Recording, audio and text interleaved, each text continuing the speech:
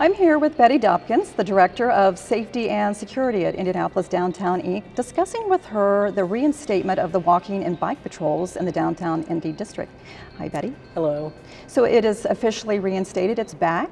Yes, Right. we started the bike patrol in mid-March. All right. What has been the feedback so far?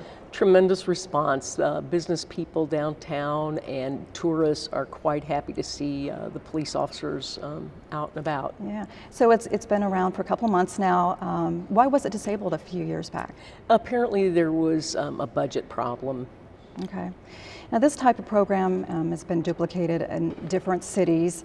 What do you think some of the challenges are for officers who are on the bike, the foot, compared to when they're in a car?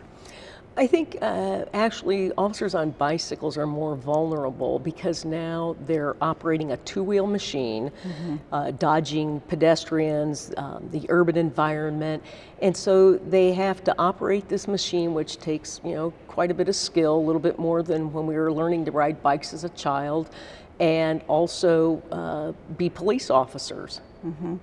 What about the weather? I mean, I know it started in March, but...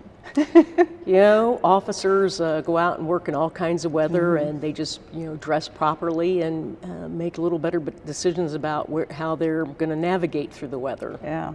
Now, a city ordinance recently was presented to the council that would restrict the panhandling and the solicitation altogether in parts of the district. Do you think that was necessary to do that? Yes, it is. Visit Indy has lost 10 conventions because of the passive panhandling.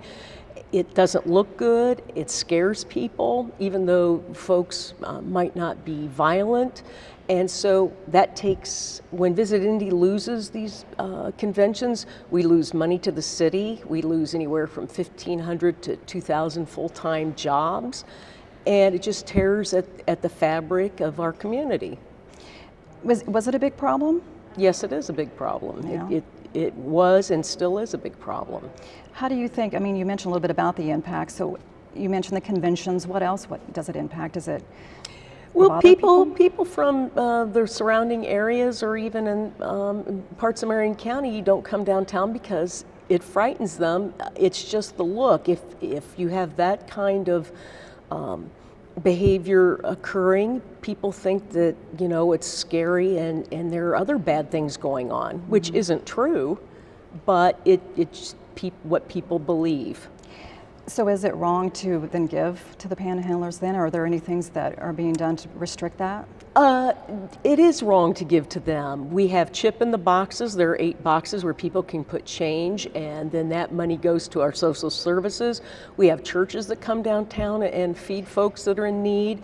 There are just gobs of service agencies that work for people who are truly homeless. The cup shakers, many of them are not homeless. They're just getting a $30,000 to $50,000 tax-free job every year. Yeah. So you think it's going to be effective enough? Yes, it will. And people who want to cup shake will still have plenty of opportunities in Marion County to exercise their free speech if that's what they wish to do. Right. And we just don't want it in the regional area. Right, understood.